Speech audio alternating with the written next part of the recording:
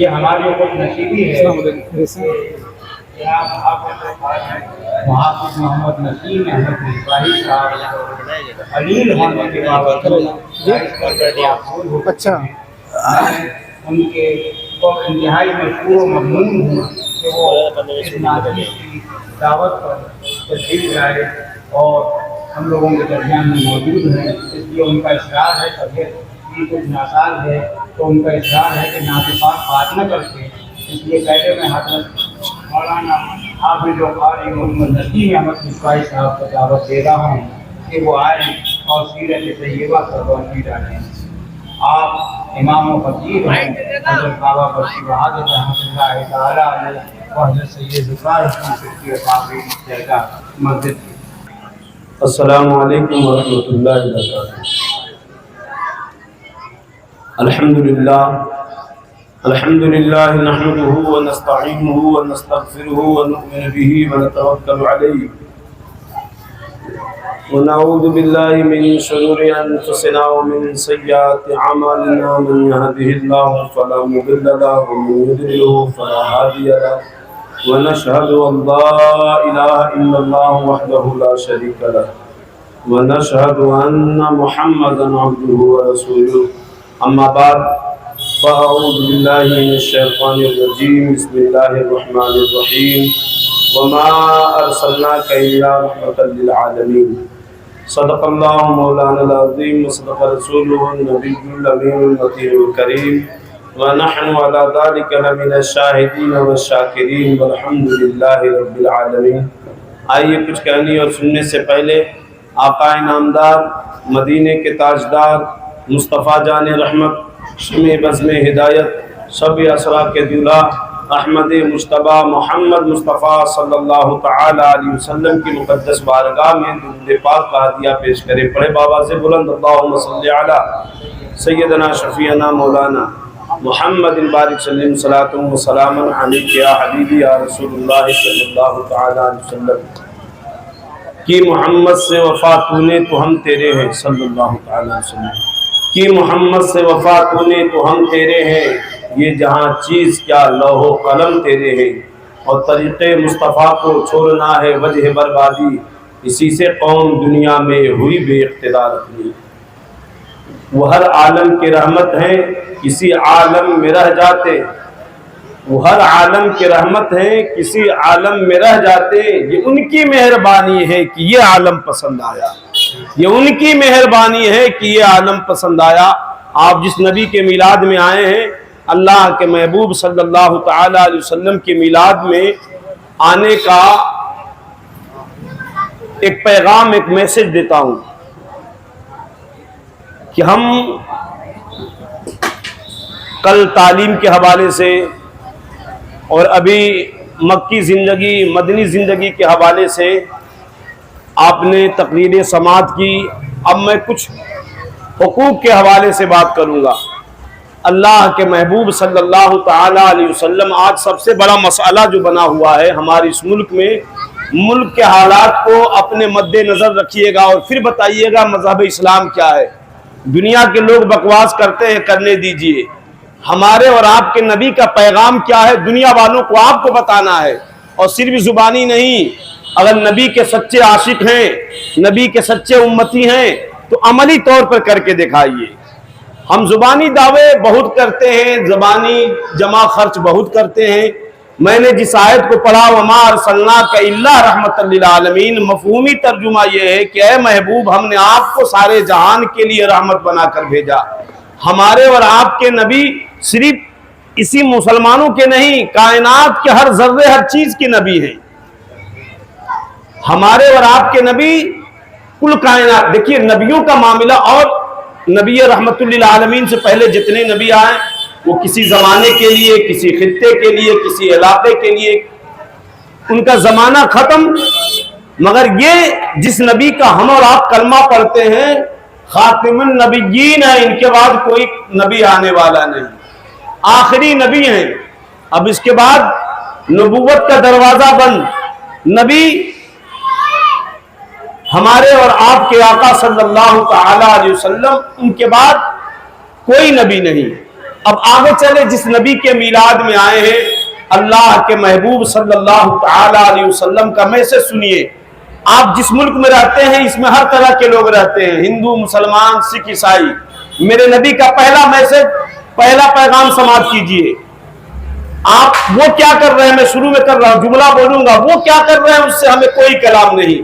ایک امتی ہونے کے ناطے ہمیں اور آپ کو کیا کرنا چاہیے، ان کا ویوہار، ان کا اخلاق، ان کا کردار ان کو سلامت۔ میرے نبی کا کردار ہمارے لیے ہے، آپ نبی کے اس سنت پہ عمل کر کے دنیا کے لیے نذیر بن جائیے، دنیا کے لیے مثال بن جائیے۔ اللہ کے محبوب کا پہلا میسج کہ کامل مومن اس وقت تک نہیں ہو سکتا کہ خود پیٹ بھر کے کھانا کھائے اور اس کا پڑوسی بھوکا رہ جائے۔ بس اس کو یاد کر لیجئے، کامل مومن اس وقت تک نہیں ہو سکتا کہ خود پیٹ بھر کے کھانا کھائے اور اس کا پڑوسی بھوکا رہ جائے۔ اب اس میں یہ نہیں ہے کہ مسلمان ہے، عیسائی ہے، سکھ ہے، کیا ہے، پڑوسی کا حکم ہے۔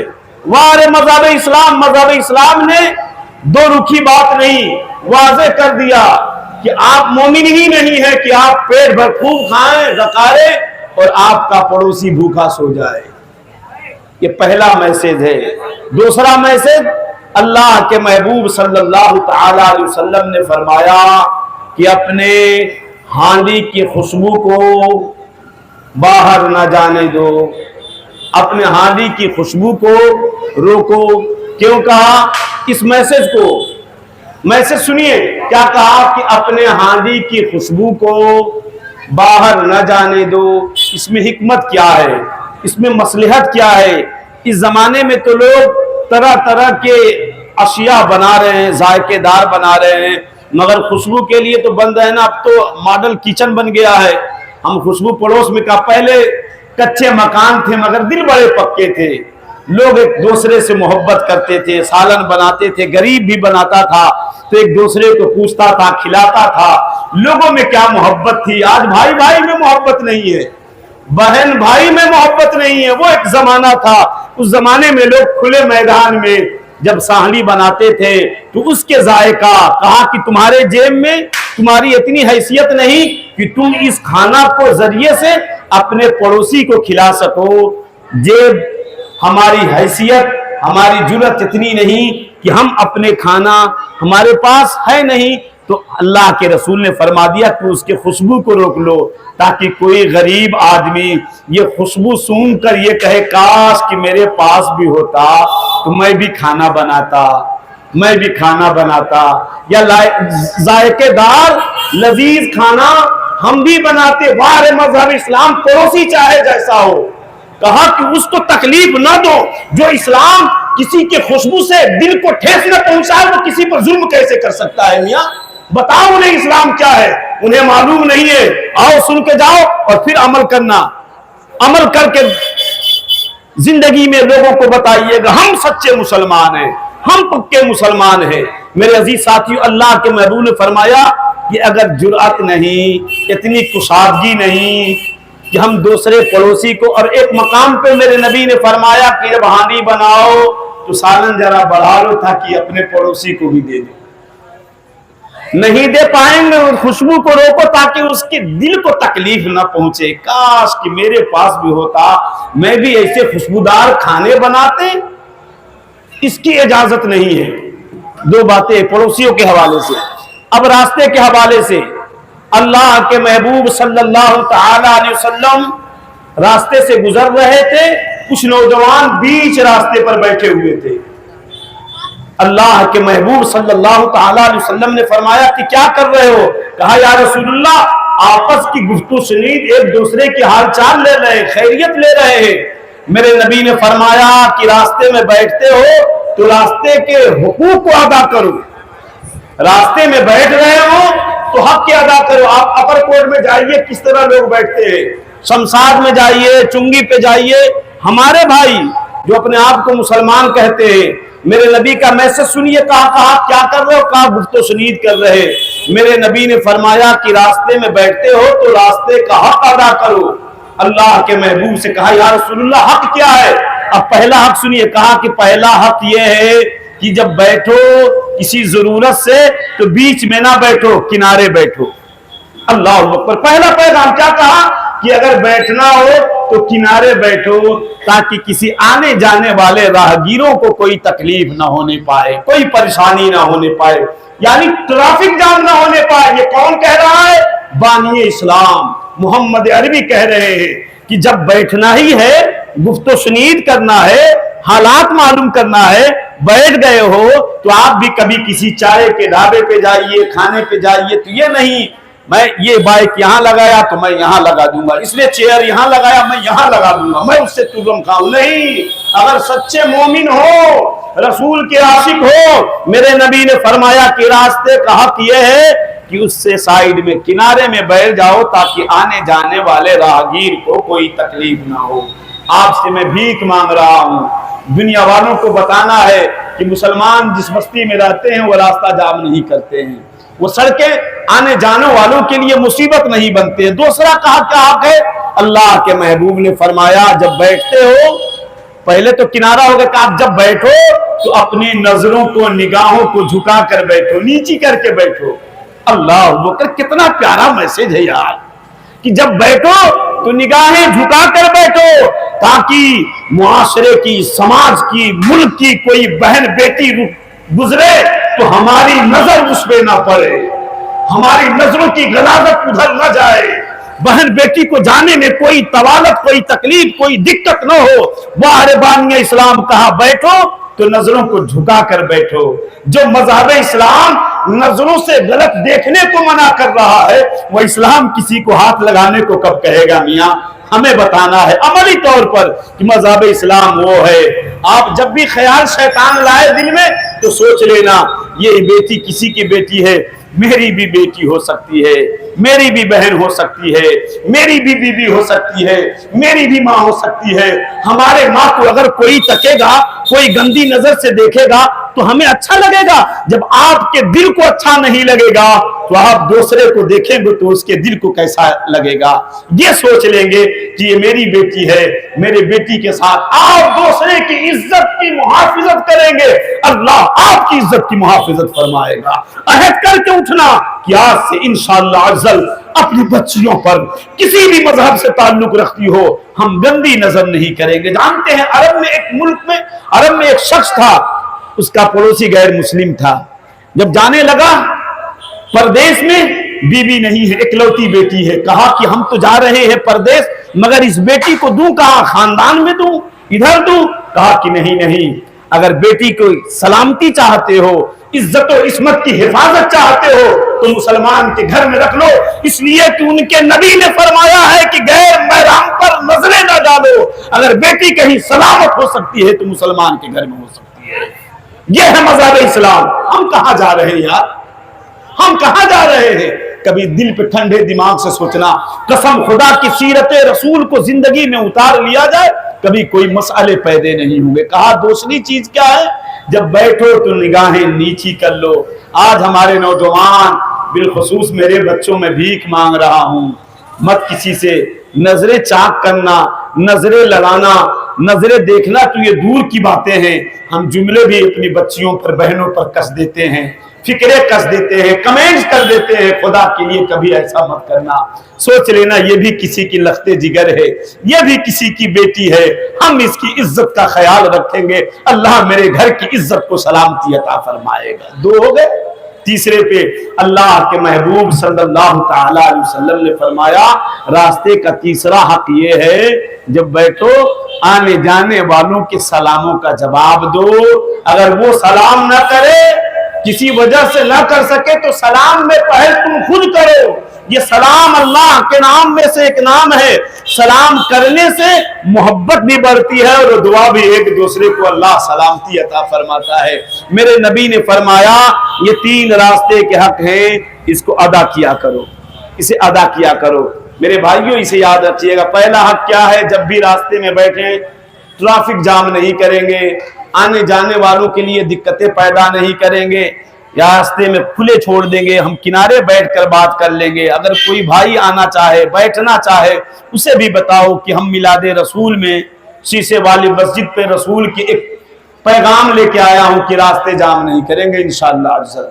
हर आदमी अपनी जिम्मेदारी को समझे। एक मैसेज, हमारा काम कहना है, समझाना है, लठ लेके कानून लेके अपने हाथ में नहीं उठना है कि नहीं कैसे बैठ जाओगे। हमारा काम सिर्फ समझा देना है, मोहब्बत भरी नजरों से, मोहब्बत भरी जुमलों से उन्हें प्यार से समझा दीजिए, इधर बैठना है।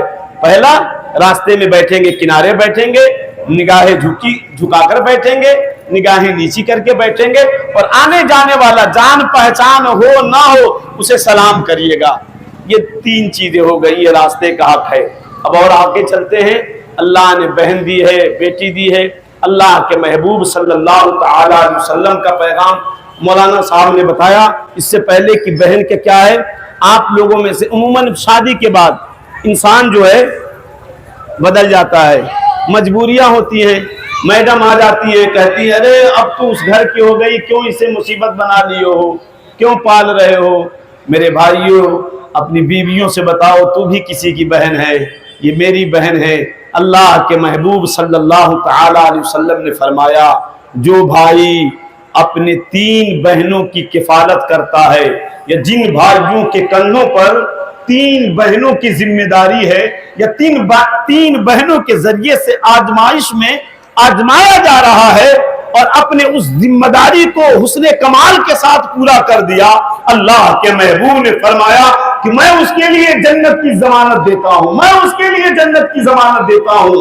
आप बैठे हैं यहाँ, मुझ जैसा मौलवी जन्नत की जमानत नहीं दे सकता है कि हम मिलाद में आए बख्श दिए जाएंगे, ये कर लिए, सदका कर लिए, मिलाद में लंगर लुटा दिया, ये करा दिया, नहीं। मगर आप अपनी बहनों की किफालत करेंगे, इसलिए करेंगे या तो बाप इंतकाल कर गया होगा, या बाप बहुत बूढ़ा हो गया होगा, जिस्म में कुव्वत नहीं है, बाप के पैरों में वो ताकत नहीं है जो जवानी में लाकर मुझे कमा के खिलाता था।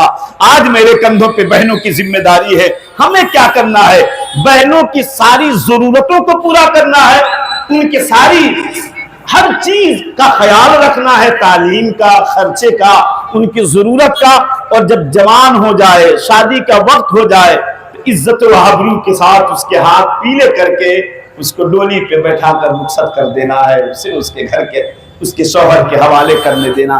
ये इतना कर लेंगे, मेरे नबी ने फरमाया मैं उसके लिए जन्नत की जमानत देता हूं। जन्नत में जाने वालों, जन्नत के तलबगारों, अगर जन्नत में जाना चाहते हो तो बहनों का ख्याल रखें। हो सकता है किसी का बाप कमजोर, अगर ये कर लेंगे तो आज बच्चियां जो भाग रही हैं, आए दिन अखबारों की सुर्खियां बन रही है, सोशल मीडिया पे कि इस मोहल्ले की बच्ची भाग गई, गैरों के साथ भाग गई, ये हो गया, ये क्यों हो रहा है? कभी सोचा आपने?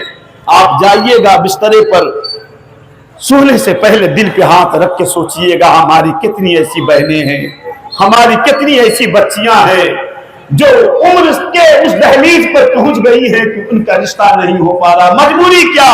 बाप बूढ़ा है, जहेज का सामान इकट्ठा नहीं कर सकता है, बाप लागर हो चुका है, कमजोर हो चुका है, उनकी डिमांड को पूरा नहीं कर सकता है। ऐ गैरत वाले भाइयों, अगर दिल में इश्क़े रसूल है, नबी की मोहब्बत है, तो अहद करके जाना कि अल्लाह के रजा के लिए, रब को राजी करने के लिए, हम अगर कोई नेक बच्ची ऐसी घर में पड़ी हुई है, बगैर जहेज के शादी करूंगा और उसकी किफालत करूंगा, उसकी जरूरतों का ख्याल रखूंगा। ये है जन्नत में जाने का। और दूसरी हदीस ये भी है बच्चियों के हवाले से कि अल्लाह तबारक व ताला जिसे 3 बेटी दे, तालीम और तरबियत के बाद अब्द कर देगा। मेरे नबी ने फरमाया वो जन्नती है। एक सहाबी खड़े हुए, अर्ज किया या रसूलुल्लाह, जिसकी 2 बेटियां हो जन्नत में नहीं जाए? अल्लाह के महबूब ने फरमाया तालीम और तरबियत के बाद शादी कर देगा वो भी जन्नत में जाएगा। कहा या रसूलुल्लाह, जिसकी एक? कहा तालीम और तरबियत के बाद अब्द कर देगा वो भी जन्नत में जाएगा। अल्लाह के महबूब की वो मजलिस बर्खास्त होती है, घर जाते हैं। हम मोमिनों के माँ हजरत आयशा सिद्दीका रज़ी अल्लाह ताला अन्हा ने फरमाया या रसूलुल्लाह, अल्लाह ने जिसके नसीबे में कोई बेटी न दे, क्या वो जन्नत में नहीं जाएगा? जिसके हिस्से कोई बेटी नहीं, वो जन्नत में नहीं जाएगा। मेरे नबी ने फरमाया वो मेरे साथ जन्नत में जाएंगे। इसलिए अल्लाह ने जिसे बेटी या बेटे जैसे दौलत से महरूम रखा, انہیں نا امید نہیں ہونا ہے۔ میرے نبی نے فرمایا ان کے لیے میں ہوں، وہ میرے ساتھ ہیں۔ میرے عزیز ساتھیوں، اب یہ ہے بہت سے لوگوں کے بچے چیر خوار ہوتے ہیں، بچے دنیا میں آئے کچھ دن جیے، ابھی دودھ پیتے بچے ہیں اور انتقال کر گئے۔ میرے نبی نے فرمایا جن کے بچے 2 3 1 یا 2 یا 3 دنیا میں آئے، شیر خوار تھے، دودھ پیتے بچے تھے، انتقال کر گئے، ان کے ماں باپ، ان کے والدین صبر کر لیا، اللہ کے فیصلے پہ راضی رہے کہ اللہ تیری امانت تھی تو نے لے لی۔ اللہ کے محبوب نے فرمایا کہ اگر صبر کرتے ہیں تو اللہ انہیں بھی جنت عطا فرمائے گا۔ اگر رب نے دولت دی لے لی تو صبر کرنا ہے، آہو بکا نہیں کرنا ہے، سینہ چاک نہیں کرنا ہے، چہرے پہ نہیں مارنا ہے، یہ سوچ لو یہ رب کی امانت تھی، اتنے دن کے لیے آئے تھے، صبر کرو گے اللہ تبارک و تعالی اس کا صلہ جنت عطا فرمائے گا۔ 3 چیزوں کے حوالے سے جو بیٹیوں کو معاشرے میں بوجھ سمجھ رہے ہیں، اللہ اکبر، یہی بیٹیاں اگر بوڑھے باپ کے سر میں درد ہو جائے، بیٹا ڈرائنگ روم میں موبائل سے مستی کر رہا ہوتا ہے اور یہی بیٹی باپ کے سرہانے سر پہ مالش کر رہی ہوتی ہے۔ واہ رے بیٹیاں، واہ رے بیٹیاں، یہی بیٹی ہیں جو شام کے وقت اپنے باپ کے گھر میں آنے کا انتظار کرتی ہے کہ میرا باپ تھکا ماندہ آیا ہوگا۔ یہ میرا نہیں، آپ سب کا اپنا ذاتی تجزیہ ہے، آپ نے دیکھا ہوگا اگر باپ کا کوئی خیال سب سے زیادہ کرتے ہیں بیٹوں سے زیادہ تو ہماری بچیاں ہیں۔ جبھی تو میرے نبی نے فرمایا کہ اپنی بیٹیوں سے محبت اس لیے کرو کہ میں بیٹی والا ہوں۔ اللہ اکبر، بیٹی میری ہے، بیٹی آپ کی ہے، اور خیال مصطفیٰ جان رحمت کر رہے ہیں کہ اپنی بیٹیوں کا خیال رکھو اس لیے کہ میں بیٹی والا ہوں۔ میرے پاس اللہ نے 4 بیٹیاں دی تھی، میں بیٹی والا ہوں اس لیے بیٹیوں کا خیال رکھو۔ کل نبی کے زمانے میں بیٹیاں زندہ دفنائی جاتی تھی، دنیا میں آنے کے بعد ظالم باپ بوجھ سے کھینچ کر اسے مٹی میں دفنا دیتا تھا، مگر آج کا یہ ظالم معاشرہ، ٹیکنالوجی بڑھی، آج الٹرا ساؤنڈ کے ذریعے اگر پیٹ میں بچی ابھی بن رہی ہے، تیار ہو رہی ہے، یہ ظالم معاشرہ دنیا میں آنے سے پہلے اسے ختم کرا دے رہا ہے، اس کی زندگی کو چھین رہا ہے۔ مانا کہ ہندیہ حکومت کی جانب سے سخت پابندی ہے کہ کسی کا حمل ضائع نہ کیا جائے، مگر پردے کے آڑ میں آج بھی یہ کام ہو رہے ہیں۔ کیا زمانہ بدلا ہے؟ میرے بھائیوں، بیٹیوں کو بوجھ نہ سمجھو، آنے والا اپنا نصیب لے کے آتی ہے، آنے والی اپنے مقدر کو لے کے آتی ہے۔ جس بیٹی کو ہمارے ملک کا نعرہ ہے بیٹی بچاؤ، بیٹی پڑھاؤ، بیٹی بچاؤ، یہ نعرہ آج دیے ہیں مصطفیٰ جان رحمت صلی اللہ تعالی علیہ وسلم نے۔ 1450 سال، پونے 15 سال ہو گئے، میرے نبی نے کیا کہا تھا اس پہ غور کریے۔ اللہ اکبر، کہ اللہ نے جسے بیٹی دی وہ ماں باپ کے لیے رحمت ہے، ماں باپ کے لیے رحمت ہے۔ اب باپ بوڑھا ہونے کے قریب ہے، اب تک بچپنے سے لے کر جوانی تک اللہ نے اس بچی کی حفاظت کے لیے، نگہبانی کے لیے باپ کو مقرر کر دیا، مگر اب باپ بوڑھا ہو رہا ہے، بیٹی جوان ہو گئی ہے، وہاں مذہب اسلام اب شوہر کے حوالے کر دیا جاتا ہے، اور حقوق شوہر کو کہ یہ تمہارے کفیل ہے، یہ تمہارے حاکم ہے۔ قرآن نے کہا الرجال قوامون علی النساء، میرے نبی نے فرمایا کہ خدا کے بعد اگر سجدہ جائز ہوتا تو شوہروں بیویوں کو حکم دیا جاتا کہ شوہروں کو سجدہ کرو، مگر یہ پیشانی صرف وحدہ لا شریک کی بارگاہ میں جھکے گی اور کسی کے سامنے نہیں جھک سکتی ہے۔ اگر جھکنا مقام بتانا تھا، نبی کی بارگاہ میں خاتون آئی، عرض کرنے لگی یا رسول اللہ شوہروں کے حق کیا ہے؟ میرے نبی نے فرمایا حق جاننا چاہتی ہو؟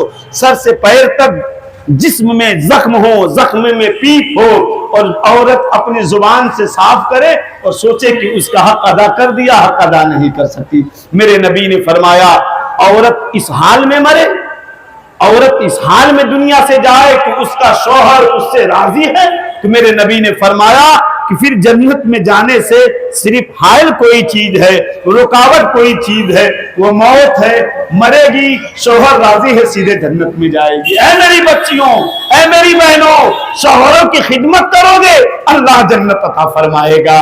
اب اس کا محافظ جوانی میں اس کا شوہر ہے، اس کے سارے اخراجات، ساری ضرورت کے سامان اب تک باپ کرتا تھا، نکاح کے بعد ان کے نان نفقہ، ساری ضرورتوں کی ذمہ داری اب شوہر کے ذمہ آ گئی۔ اب یہ بھی بوڑھے ہوں گے نا، شوہر بھی بوڑھا ہوگا، یہ بھی بوڑھا۔ اللہ نے دولت دی، بیٹا دیا، بیٹی دی، میرے نبی نے فرمایا ماں کے قدموں کے نیچے جنت ہے۔ اب وہ بیٹا بیٹی اگر ماں باپ کو ستائے، چاہے جتنی عبادت و ریاضت کرے، جتنی شب بیداری کرے، قرآن کی تلاوت کرے، خانہ کعبہ کا حج کرے، صدقہ و خیرات کرے، مگر ماں باپ اس سے راضی نہیں ہے تو یہ جوان جنت تو بہت دور، جنت کی خوشبو بھی نہیں پا سکتا ہے۔ میرے نبی نے فرمایا ماں کے قدموں کے نیچے جنت اور باپ جنت کا دروازہ ہے۔ میرے عزیز ساتھیوں، یہ اسلام کا حسن ہے، کتنا پیارا ہے، کتنا خیال کیا ہے۔ لوگ کہتے ہیں اس ملک میں نہیں، ہر جگہ، کہ اسلام میں مسلمانوں میں بچیوں کے ساتھ بہت ظلم ہوتا ہے، بہت جاستی ہوتی ہے۔ انہیں بتائیے کہ بچی پیدا ہوئی، میرے نبی نے فرمایا کہ وہ ماں باپ کے لیے رحمت ہے۔ آہا سبحان اللہ الحمدللہ، اب جوان ہوئی، کہا کہ شوہر کی خدمت کر لے گی، یہ خود جنتی بن جائے گی۔ ابھی یہ ہے، یہ بچی تھی، شادی سے پہلے ماں باپ عقد و نکاح کر دیں گے، ماں باپ جنتی اس بیٹی کے ذریعے سے، اور وہ بیٹی جب شوہر کی خدمت کرے گی تو یہ بیٹی جنتی، اور والد بچے اس کے بیٹے بیٹیاں ماں باپ کی خدمت کریں گے تو پھر وہ ماں باپ، رسول نے فرما دیا قدموں کے نیچے جنت ہے، باپ جنت کا دروازہ ہے۔ اس لیے میرے عزیزوں، وقت کی ضرورت ہے کہ اپنے ماں باپ کی خدمت کرے، اپنے ماں باپ کو، بوڑھے ماں باپ کو بوجھ نہ سمجھے، اپنے بوڑھے ماں باپ کو رحمت سمجھے، برکت سمجھے، اپنے بوڑھے ماں باپ کا ادھر دیکھیے، جانے دیجیے، درود پڑھ لیجیے، اللہم صلی علی سیدنا شفیعنا مولانا محمد بارک سلم صلاۃ و سلام علیک یا حبیبی یا رسول اللہ صلی اللہ علیہ وسلم۔ ایک اور جملہ بولتا ہوں، ہم سوچے تھے باپ کے حوالے سے، ایک یتیموں کا معاملہ، ایک شخص آیا اور اللہ کے رسول کی بارگاہ میں عرض کرنے لگا، یا رسول اللہ میرا دل سخت ہو گیا ہے، میرے دل پتھر جیسے ہو گئے ہیں۔ آدمی کو ہارٹ پڑتا ہے، وال بلاک ہو جائے تو بائی پاس سرجری کرا لیتا ہے، بلڈ پریشر ہو دوا لے لیتا ہے، یہ پریشانیاں ہوتی ہیں، مگر جب دل سخت ہو جائے تو کیا کرے؟ جب اس دل میں شقاوت آ جائے، شقاوت قلبی آ جائے تو کیا کرے؟ یا رسول اللہ دل سخت ہو گیا ہے، ایک دوسرے کے ساتھ مروت نہیں کرتا، نرمی نہیں کرتا، جملے ہر وقت چلچلاہٹ، غصہ، خنس رہتا ہے۔ میرے نبی نے فرمایا، اللہ اکبر، میرے نبی نے فرمایا کہ یتیم کی کفالت کرو، یتیم کی ضرورتوں کو پورا کرو، ان کے خرچے کا خیال کرو، اللہ دل کی سختی کو دور فرما دے گا، اللہ قلب کو ملائم فرما دے گا۔ اور ایک مقام پر ایک صحابی آئے کہ یا رسول اللہ میرا دل سخت ہو گیا ہے، نبی نے فرمایا ماں زندہ ہے؟ کہا نہیں یا رسول اللہ۔ ماں کی بہن تمہاری خالہ زندہ ہے؟ کہا ہاں یا رسول اللہ خالہ زندہ ہے۔ میرے نبی نے فرمایا جس طرح ماں کی خدمت کرتا تھا اپنی خالہ کی خدمت کر، اللہ دل کی سختی کو دور فرما دے گا، اللہ قلب کو ملائم کر دے گا۔ جس اسلام نے ماں کے بہن کو یعنی خالہ کو کہا ہے خدمت کرو، تو دل جو سخت ہے پتھر کی طرح ہے ملائم ہو جائے گا۔ اپنے دل کو نرم کرنا ہے۔ اگر خالہ زندہ ہے، ماں نہیں ہے، ماں ہے تو ماں کی خدمت کرو، خالہ ہے تو خالہ کی کرو، اور یتیم ہے تو یتیموں کی کفالت کرو۔